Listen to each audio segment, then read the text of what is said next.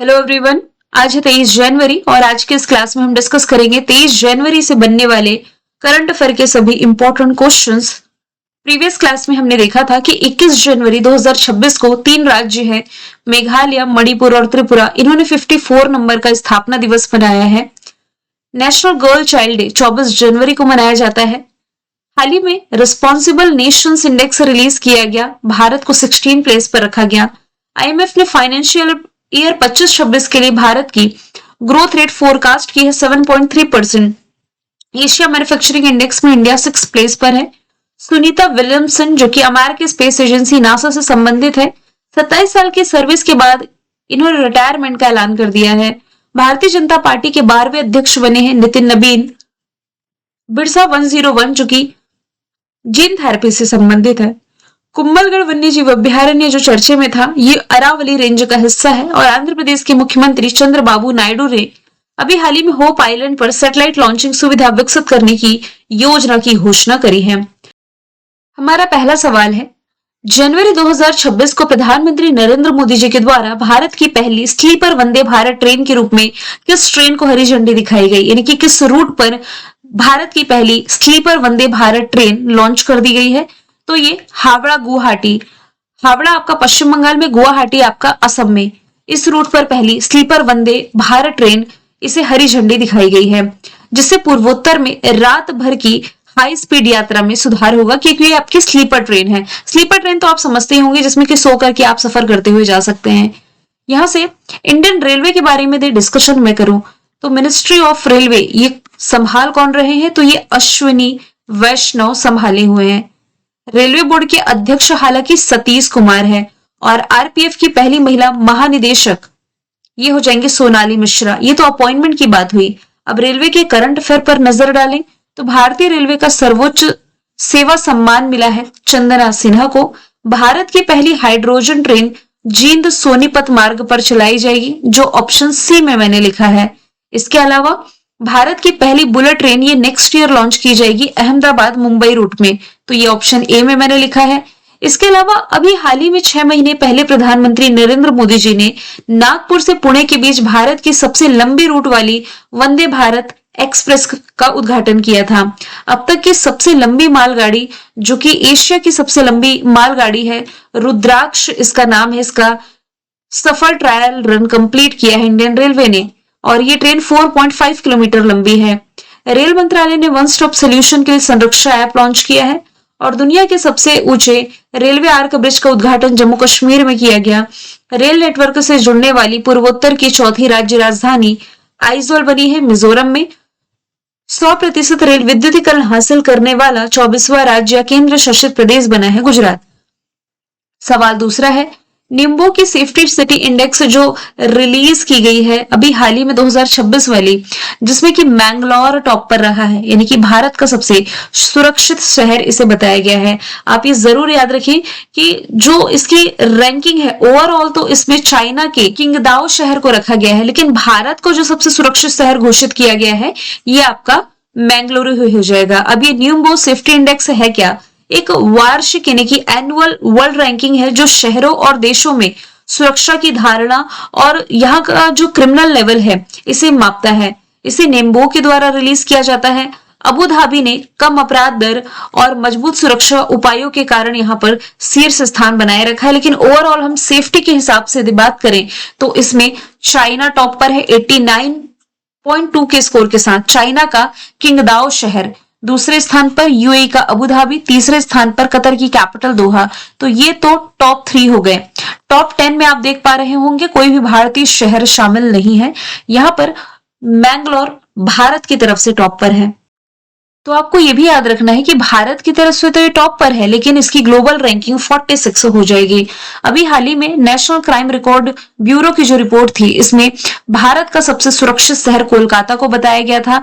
जो traffic index release किया गया था 2025 का, इसमें भारत का सबसे भीड़ भाड़ वाला शहर बैंगलोर को बताया गया था। और अभी हाल ही में एशिया का सबसे हैप्पीएस्ट सिटी की जो लिस्ट जारी की गई थी, इसमें मुंबई को शीर्ष स्थान पर रखा गया था। सवाल तीसरा है, अच्छा इसके पहले चलिए रिवीजन कर लेते हैं। एशिया मैन्युफैक्चरिंग इंडेक्स कल हमने देखा है, टॉप पर चाइना, इंडिया 6th प्लेस पर। रिस्पॉन्सिबल नेशंस इंडेक्स में सिंगापुर टॉप पर, इंडिया 16 प्लेस पर। एशिया पावर इंडेक्स में टॉप पर अमेरिका, इंडिया 3rd प्लेस पर। हेनले पासपोर्ट इंडेक्स में सिंगापुर टॉप पर, इंडिया 80 प्लेस पर। तो ये तो ऐसी रैंकिंग है जो रिसेंटली रिलीज की गई है। अब 2026 की भी रैंकिंग पर नजर डालें। हंगर इंडेक्स में इंडिया 102 है। मैं सिर्फ इंडिया की रैंकिंग बताते चल रही हूँ आप लोगों को, क्योंकि इस समय काफी बार इंडेक्स और रैंकिंग का रिवीजन हो गया है। करप्शन इंडेक्स में 96, प्रेस फ्रीडम इंडेक्स में 151, ग्लोबल टेररिज्म इंडेक्स में 14 है, हैप्पीनेस इंडेक्स में 118, जलवायु परिवर्तन प्रदर्शन सूचकांक में 10th प्लेस पर है, एनर्जी ट्रांजिशन इंडेक्स में 71, सस्टेनेबल डेवलपमेंट गोल इंडेक्स में 99, पीस इंडेक्स में 115, जेंडर गैप में 131, वर्ल्ड कॉम्पिटिटिवनेस रैंकिंग में 41 और ग्लोबल लाइफ वर्क बैलेंस में 42 प्लेस पर। इसके अलावा ग्लोबल इनोवेशन इंडेक्स में 38 और वैश्विक डिजिटल नोमैड रिपोर्ट में भी भारत 38 प्लेस पर रहा है। किस देश में दुनिया का सबसे बड़ा कासीवाजा की कारीवा परमाणु संयंत्र ये फिर से चालू कर दिया गया है? अब इसकी घोषणा तो पहले की जा चुकी थी कि ये जापान में स्थित ये जो दुनिया का सबसे बड़ा परमाणु संयंत्र है, परमाणु संयंत्र जो शुरू किया जाना था काफी समय पहले बंद किया गया था, अब ये फिर से चालू कर दिया गया है। यहाँ पर अभी हाल ही में तो नहीं, लेकिन फुकुशिमा बिजली संयंत्र में जो दुर्घटना हुई थी इसके लगभग 15 साल बाद इसे फिर से एक्टिवेट किया गया है। 2011 से पहले जापान में लगभग 30% बिजली उत्पादन जो है ये परमाणु ऊर्जा से होता था और अब 2030 तक यानी कि आने वाले 4 सालों में इसे 50% तक बढ़ाने की योजना है। जापान की कैपिटल टोक्यो करेंसी येन यहाँ की नई महिला प्रधानमंत्री शाने ताकाइची बनी। स्पेस एजेंसी का नाम जैक्सा है। भारत अपने नेक्स्ट मून मिशन के लिए नासा के साथ समझौता कर रहा है। इसने दुनिया का पहला लकड़ी का सैटेलाइट लिग्नोसैट प्रोब लॉन्च किया। भारत जापान को पीछे छोड़ते हुए दुनिया की चौथी सबसे बड़ी अर्थव्यवस्था बना। 6G डिवाइस लॉन्च करने वाला ये पहला देश है। भारत और जापान के बीच जो प्रमुख अभ्यास है धर्म गार्जन, वीर गार्जन, शून्य मैत्री और जिमेक्स। यहाँ पर जापान के 4 प्रमुख द्वीप आप देख पा रहे हैं। होन्शु जिस पर इसकी कैपिटल टोक्यो है। होन्शु के बाद यहाँ पर क्यूशु, शिकोकू और हकाइडो। सवाल नंबर 4 है, इंदिरा गांधी शांति निरस्त्रीकरण और विकास पुरस्कार जो 2025 का है इसके लिए चुना गया है ग्रासा मार्शल को। ऑप्शन सी इसका राइट आंसर हो जाएगा। तो देखिए अभी हाल ही में इंदिरा गांधी शांति निरस्त्रीकरण और विकास पुरस्कार की घोषणा कर दी गई है और अंतरराष्ट्रीय जूरी ने ये जो प्रतिष्ठित सम्मान है अफ्रीका की जानी मानी राजनेता, समाज सेवी और जो मानवाधिकार कार्यकर्ता है ग्रासा मार्शल इन्हें देने का फैसला किया है। 1975 में देश को आजादी मिलने के बाद ग्रासा मार्शल मोजाम्बिक की पहली शिक्षा और संस्कृति मंत्री बनी थी। तो ये अफ्रीका से बिलोंग करती है। मोजाम्बिक आपके अफ्रीका का ही पार्ट है। अच्छा, भारत में जो इंदिरा गांधी शांति पुरस्कार दिया जाता है ना, 2024 का जो मिला था ये मिशेल बेचलेट को मिला था। हालांकि दिया गया था 2025 में। कीर स्टारमर को लिविंग रूट ब्रिज अवार्ड से सम्मानित किया गया था और डोनाल्ड ट्रंप को अभी हाल ही में फीफा पीस प्राइज से सम्मानित किया गया है गियानी इन्फेंटो के द्वारा। इसके लिए इन्हें बेंजामिन नेतन्याहू जो इजराइल के प्रधानमंत्री हैं इनके द्वारा इजरायली पीस प्राइज इससे सम्मानित करने की घोषणा की गई है। मारियो मचाडा जो कि नोबेल पीस प्राइज विजेता थी 2025 की, इन्होंने अपना जो शांति के क्षेत्र का अवार्ड है डोनाल्ड ट्रंप को दे दिया है। सवाल नंबर 5 है, भारत की पहली ओपन सी मरीन फिश फार्मिंग परियोजना किस स्थान से शुरू की गई? तो ये अंडमान सागर से शुरू कर दी गई है। सबसे पहले आप लोकेशन देखिए। इंडिया के मैप में कहां पर आप अंडमान सागर देख पा रहे हैं? ये तो बे ऑफ बंगाल हो गया और यहाँ पर आपको साइड में अंडमान सागर की लोकेशन दिख जाएगी। तो भारत ने इसी अंडमान सागर में अपना पहला ओपन सी मरीन एक्वाकल्चर यानी कि आप कह सकते हैं कि समुद्री मत्स्य पालन प्रोजेक्ट शुरू कर दिया है, जिसका पर्पस है फिन फिश और समुद्री शैवाल की खेती को बढ़ावा देना। जो तटीय आजीविका है, जो कोस्टल एरिया की आजीविका है, यानी कि कोस्टल एरिया में रहने वाले लोग जो हैं इनकी आजीविका इन्हें सुदृढ़ करना, समुद्री अनुसंधान को बढ़ावा देना, इसे इनकरेज करना और ओपन ओशन टेक्नोलॉजी के माध्यम से देश की जो ब्लू इकोनॉमी है इसे आगे बढ़ाना। तो इसकी शुरुआत अंडमान सागर से हो चुकी है। अगला सवाल है, हाल ही में खबरों में छाए जो ऑपरेशन प्रहार रहा है, इसे किस राज्य की पुलिस ने शुरू किया था? तो ये आप रिलेट करेंगे पंजाब पुलिस से। ऑप्शन सी राइट आंसर है। देखिए, जो ऑपरेशन प्रहार है, ये पंजाब पुलिस के द्वारा शुरू किया गया एक व्यापक गैंगस्टर विरोधी अभियान है और ये राज्यव्यापी यानी कि ऑब्वियसली जो राज्य में चलाया जा रहा अभियान है, इसमें लगभग 2000 पुलिस टीमें और 12,000 जवान शामिल हैं। बेसिकली यहाँ पर गैंगस्टर की जो अड्डे हैं, यहाँ पर छापेमारी की जाएगी और इसका उद्देश्य हथियारों की आपूर्ति, वित्त पोषण और सुरक्षित ठिकानों सहित पूरे आपराधिक तंत्र को ध्वस्त करना, जो कि गैंगस्टरों से रिलेटेड है। पंजाब पुलिस की ये पहल है। हालांकि कुछ ऑपरेशंस मैंने जो आपको बताए हैं, रेस्क्यू ऑपरेशंस जो भारत ने अन्य कंट्री पर चलाए, एक बार उस पर हम नजर डालेंगे। ऑपरेशन स्वदेश भारत में ईरान में प्रदर्शन के दौरान भारतीयों को निकालने के लिए चलाया गया था और ऑपरेशन सिंधु भी ईरान में चलाया गया था, लेकिन सिंधु जून में चलाया गया, स्वदेश जनवरी में। ऑपरेशन इंद्रावती ये हैती में चलाया गया।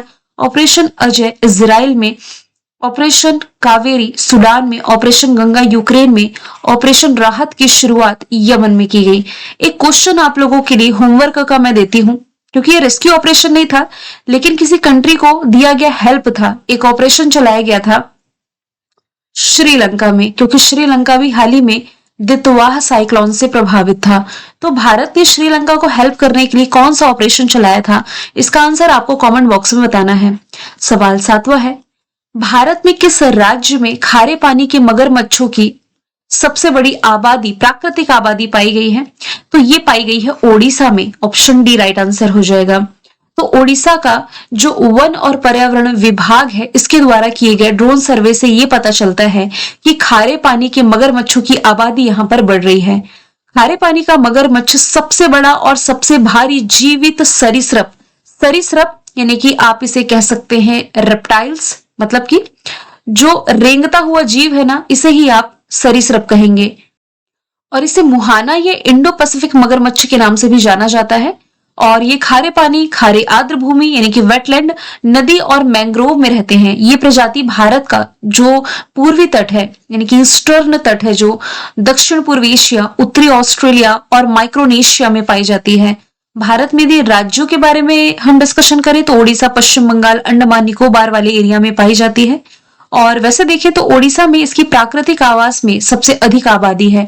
IUCN द्वारा इसे कम चिंताजनक की कैटेगरी में रखा गया है, यानी कि लीस्ट कंसर्न की कैटेगरी में आता है ये IUCN के लिस्ट में। ओडिशा के बारे में यदि हम बात करें, राजधानी भुवनेश्वर, मुख्यमंत्री मोहन चरण मांझी, राज्यपाल हरिबाबू कंबलपति है, भीतरकनिका सिमलीपाल नेशनल पार्क है, चिल्का लेक है।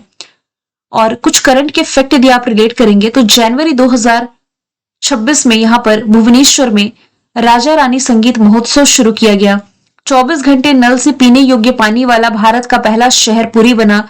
कलिंगा साहित्य उत्सव भुवनेश्वर में मनाया गया।